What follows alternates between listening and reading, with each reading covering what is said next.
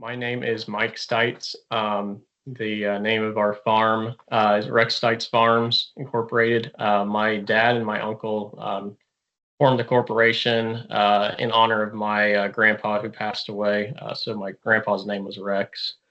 Um, so I farm with my dad. It's just me and him in the day-to-day operations of things, and then my uncle still helps us out in the spring and fall. So there you see my wife Ashley and our three kids, Lucas, McKenna, and Bryson. I'm a third generation farmer from Kokomo, Indiana. So it's about an hour straight north of Indianapolis. We farm conventional and certified organic, 1,900 acres total, and then 250 acres of those are certified organic. I would like to transition more, but in the stage of life that I am in right now, it works pretty well for me. So it's kind of where I'm going to stay for the moment, but I would like to transition some more in the future. So yeah, I've been certified since 2020, started the transition in 2017 with 56 acres. So when I do scouting or monitoring, I like to begin with the cover crop. So early in the spring, I'm looking for drowned out spots or places where old crop residue collects from water ponding.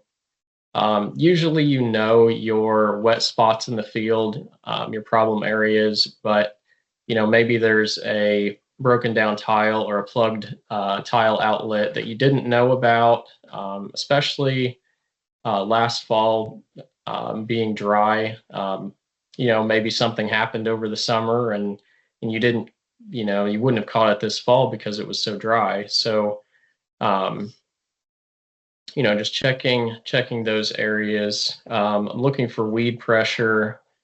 Um, there again, probably not a whole lot of weeds early spring, but maybe problem weeds like Canadian thistle or some things like that that are popping up that maybe you didn't know was there the year before. And then fertility issues, lighter green versus darker green. I mean, you can see that in the cover crop. You know that if you're probably going to have an issue in your cash crop if you're having an issue in your cover crop. So just looking for those variations and if it's stunted, shorter plants versus taller, thicker, healthier looking cover crop.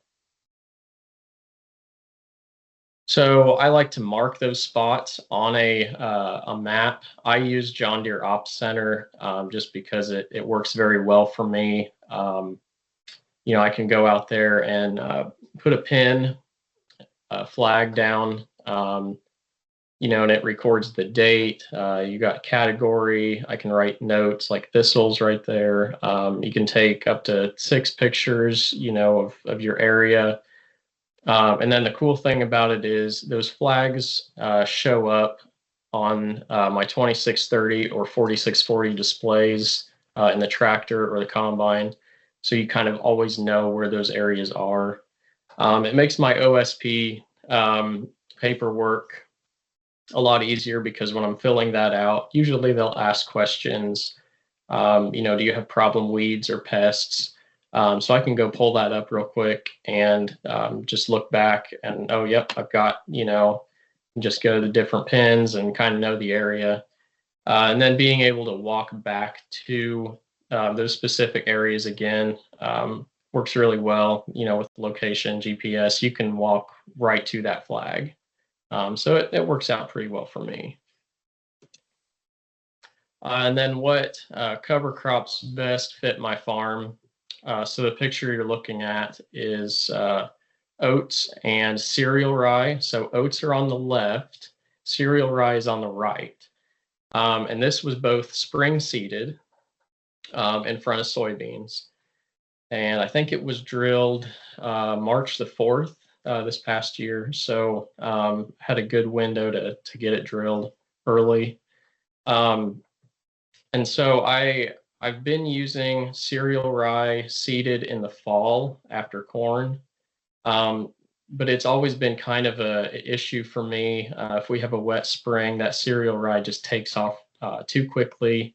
Even if I do get it worked down, um, it's still, if I get it worked down and terminated, and then we go to our conventional acres and start planting those. When I come back, it sometimes will reroot and be, knee high or so. And then it just causes an issue that way. So I've moved to oats in front of soybeans to get rid of that issue. The interesting thing about this was I did a comparison here. The oats had a lot more top growth, but the cereal rye had a lot more root growth. And the root growth is what seems to cause me issues, weeding passes, tine weeder especially. The top growth seems to melt away pretty quick, but the roots are what causes me issues with the tine weeder. And then prior to corn, I usually do frost seeded clover. That is my main cover crop, frost seeding into wheat. I have tried a 19-way mix before a couple of times, and it works good. I mean, that's just throwing the kitchen sink at it. But it just seems like frost seeded clover is it's just so easy. You spread it, in February, and it comes up and it's just easy. I've done a couple side by sides. I didn't see any nitrogen deficiencies yield wise in either one of them. They were both the same. So I just kind of went back to frost seeding clover again. So how does tillage affect my soil health and soil life? So this is one of my favorite pictures. This is after 2 passes with a Lemken Rubin high-speed disc at 4 inches deep. And you can still see the worm channels are there. I've pulled that soil back to expose all of that. The root fibers are still anchored in the ground. It's just a really cool picture. It seems like organic gets a lot of flack for our tillage practices. And I just feel like when you can see pictures like this and you go out and you walk your fields and you can see this, it's just it's just neat to see tillage doesn't have to be bad. It doesn't have to be, the evil. It can be, it can be a good thing. We're incorporating a green manure and still preserving the soil life underneath that worked area. It's also kind of cool to be on the side of organic and conventional.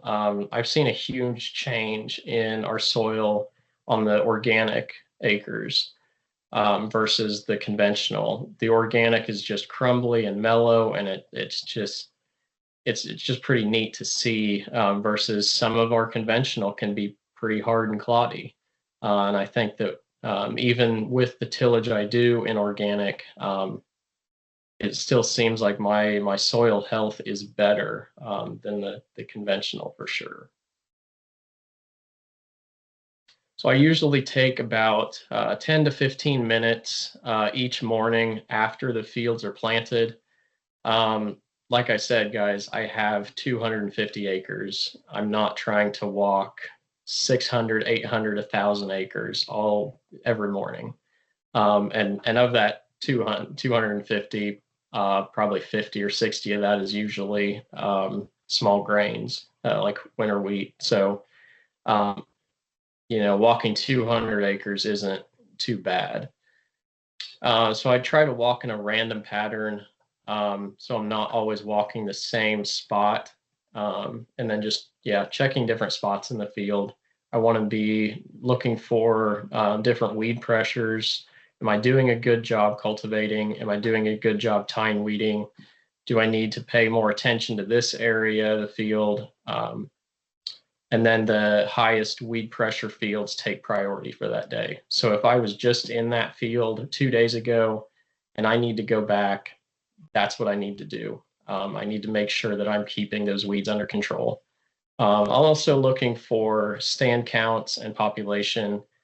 Um, I every year I say that I want to be more aggressive with my weeding program in soybeans, and every year I feel like I fall short. And this year I feel like I did a really good job.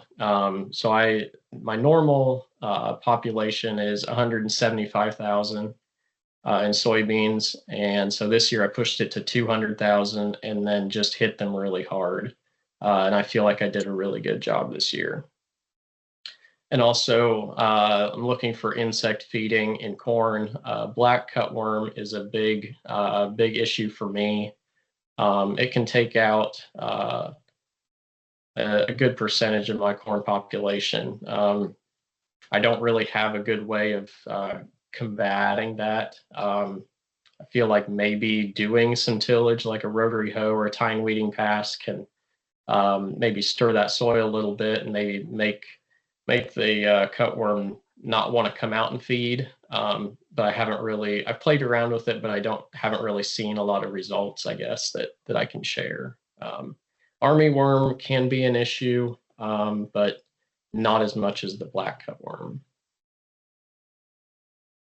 So check your equipment settings. Like I said, this field is the one that I pushed to 200,000 population this year. And the picture on the left is when I hit it with my double rotary hoe. I know that's, like I said, I wanted to be aggressive this year, and I sure was. So the picture on the right with the two arrows. So my wings were going in a little bit deeper. So I have 12 row equipment. So rows 1 and 2 and 11 and 12 we're going a bit deeper, and that's what you can see there. I didn't know that I was doing that much damage until they came up and started bushing out a little bit more. The middle 8 rows were fine. So being aggressive was not the issue. It was more or less the equipment settings. So just be on top of that. And so the question, when to quit cultivating, this is something I struggle with every year. It really depends on your weed pressure. So the picture on the left, I had some weeds coming up in spots. It wasn't like this all over the field, but you're gonna walk a 60, 80 acre field. When things are fully canopied, no, you're not. So you just take the information you have and you just make a decision. I wanted to cultivate this field sooner before it fully canopied, but we were pretty wet early in July, so I wasn't able to do that. And then I had a family vacation planned for the middle of July. And so when I got back from that vacation, it was towards the end of July and they were fully canopied. And so I just had to make a decision. I went ahead and cultivated. I know that I was doing damage to branches, but I didn't know if, weeds it would be better to do some damage to branches than let the weeds come up. If those weeds go to seed, now I've got more of a seed bank. So I just decided to cultivate. I probably could have done less damage with narrower tires. The ones I have on the back of this tractor are 480, 80, 50s. If I would have had like 380s, maybe that would have been better. It wouldn't have caused as much damage. But this is what I had, so this is what I had to work with. And also the weather outlook. If it's going to be wet, you want to just go ahead and get that done. But it was looking dry, and I wasn't sure. So again, I just went ahead and cultivated. I did leave a couple check strips, and those came back. When I looked at the yield map, I did not see any yield difference between where I cultivated and where I didn't. So maybe the damage to branching, maybe they put more pods on top. So it all worked out this year. So what happened here? I thought this was very interesting. So if anybody remembers the Canadian wildfires back in 2023, this is just crazy. I've never seen anything like it. I took these pictures and I sent them to my agronomist, and he texted back and said, "Looks like chemical damage." And I thought, "Huh, that's really strange," because no one had been spraying in the area um, that I knew of. And so I got to really thinking about it more, and I was like, what about the wildfire smoke? And that was these pictures were taken right in the middle of that. We had a pretty dense week of it. And so, I thought, wonder if the wildfire smoke would do something like that. And then I started thinking more. It had rained a couple days earlier, and I have no proof of this, just speculation, just a thought. But they use that fire retardant stuff that they fly on, whether it's a helicopter or a plane. It's usually red in color. I just kind of had a thought. I wonder if that went up into the smoke and then, came down and got rained on these crops. Because, like my agronomist said, it sure looks like chemical damage. So I don't have any proof of that. Just thought it was a very interesting observation. So monitoring doesn't stop when you jump into a tractor cab. You have to get out and dig and look at your equipment settings. Just make sure everything's going well. Picture on the left, that is my double rotary hoe. It took a good chunk of the day to get that thing set where I wanted it to, so that the back hoe wheels line up and split the middles of the front. So it took quite a while to do that, but I finally got that where I wanted it. The middle picture, I have two cultivators. One is a John Deere 856. The other is a Henniker 6000. So even though that you can see up towards the top, it looks like a beautiful job of cultivating. But you really have to pull the dirt back to know what's going on underneath. And that Henniker can create a compaction layer if it's not set correctly. So I did make some adjustments and was able to alleviate that compaction layer a little bit. The picture on the right is right after I ran my tine weeder. This was about maybe 36 hours after planting, something like that. So I plant everything, corn and beans both, at least 2 inches to 2.5 inches deep, so that I can run my tine weeder about an inch, inch and a quarter deep, and just take out all those white-haired root weeds. So the first time that I ran my tine weeder, I was back there digging. Oh, every round, I was just sure that I was digging up all the seed. But if you get your equipment settings correct, those seeds are anchored in the ground, and had no issues with the stand or population. So for any farmers out there who are thinking about transitioning or are in transition, don't give up, don't give in.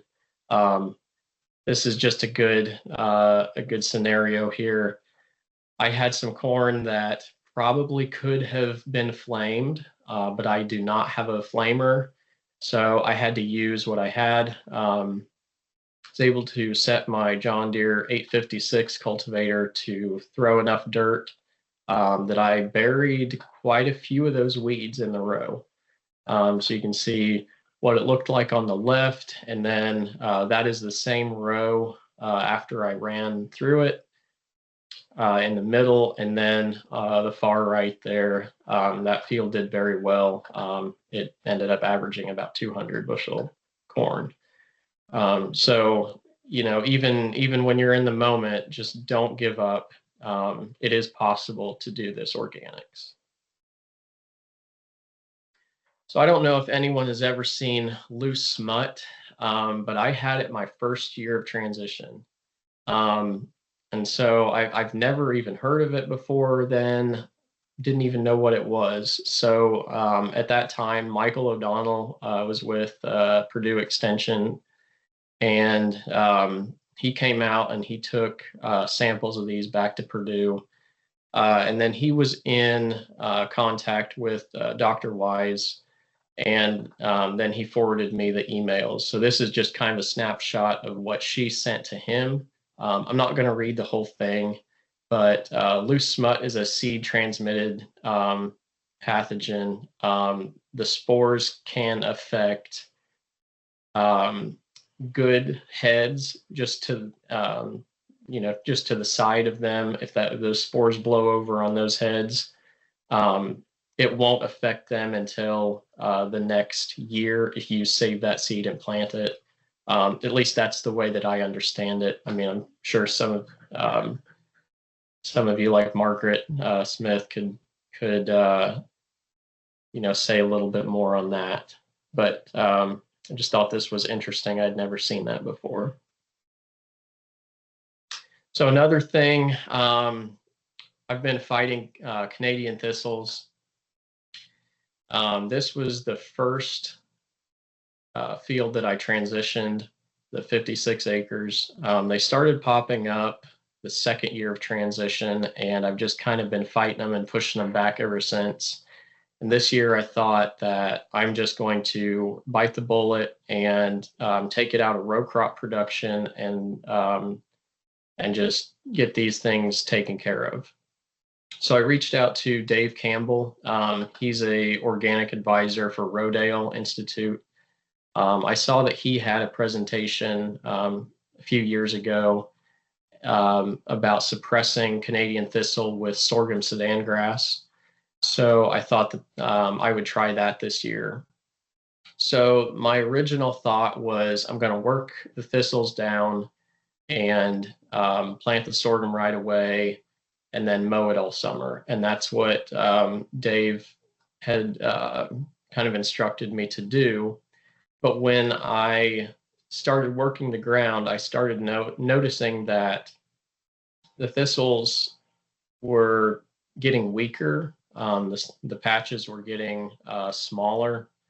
So I thought, well, this might be a good idea to just keep working the ground and just keep beating them back.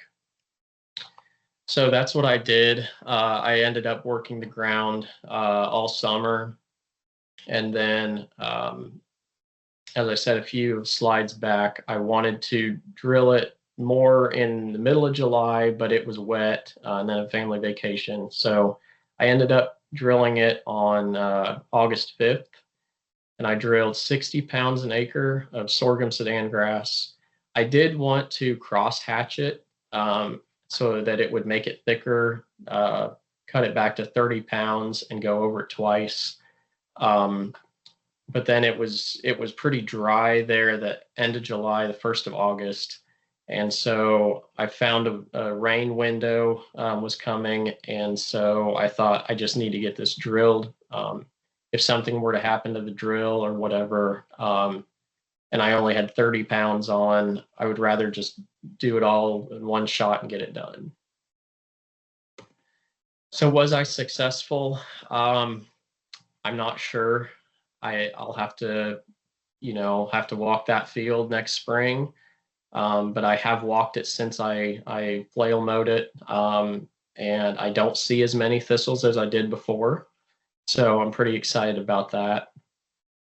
I was also skeptical that the sorghum would get very tall being seeded the 1st of August, but it definitely reached 6 foot tall.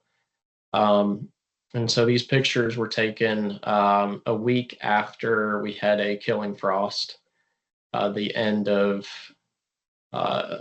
October. And so I went ahead and mowed it down. And so hopefully I can get those thistles under control. I know that I probably did not fully eradicate them, but I hope that I at least put a really good hurt on them.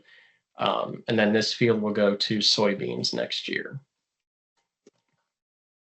So this is the fun part of scouting. I love going out in the fields, and I love walking and seeing the fruits of my labor and seeing, you know, what can be accomplished in organics. The cornfield here, that was the one that had those weeds that I was able to cover up, and like I said, it made about 200 bushel corn. The soybeans there, that was the field that I did the late cultivating in.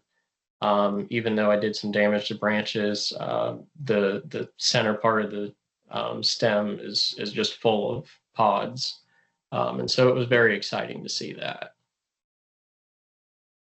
So monitoring doesn't stop at harvest. I had a bin that I had food grade corn in.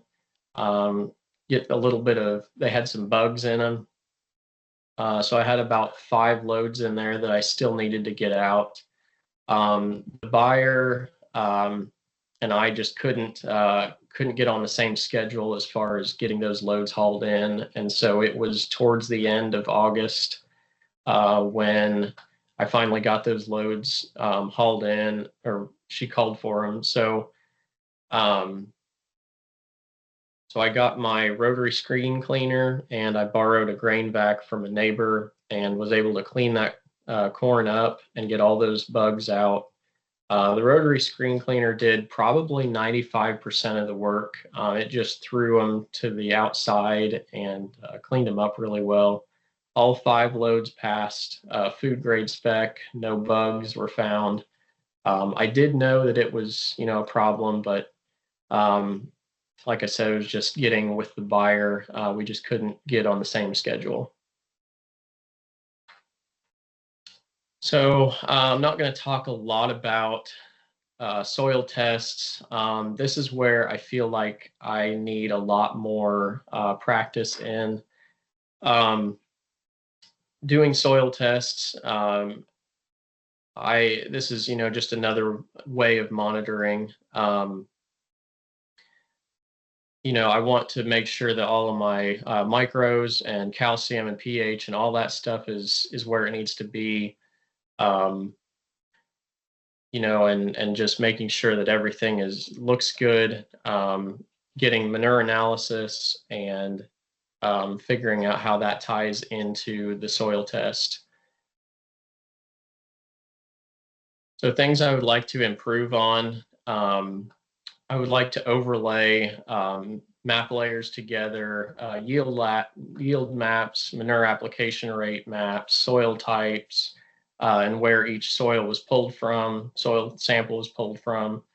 I would like to do controlled traffic patterns, with the litter spreader and the grain cart. I do not spread my own litter, so that is something that I can't do until I can rely on them, or until I get my own litter spreader, and then knowledge of reading soil tests. So this field here, this is the one that I did the late cultivating on.